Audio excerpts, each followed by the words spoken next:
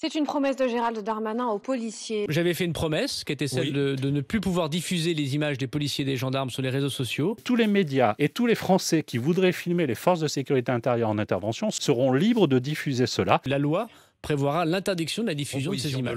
Avec le floutage, il sera plus difficile, voire impossible de filmer en direct.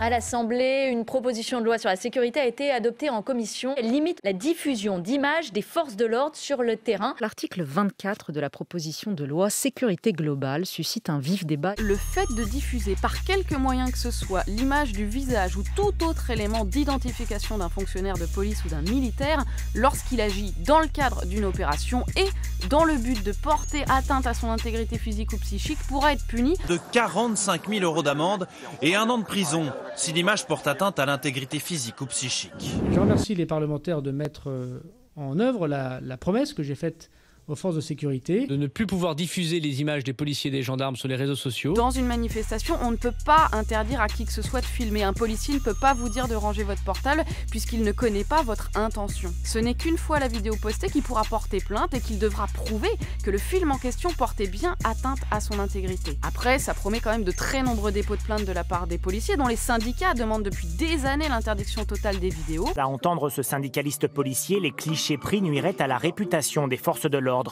Il souhaite donc l'interdiction de filmer les agents sur le terrain.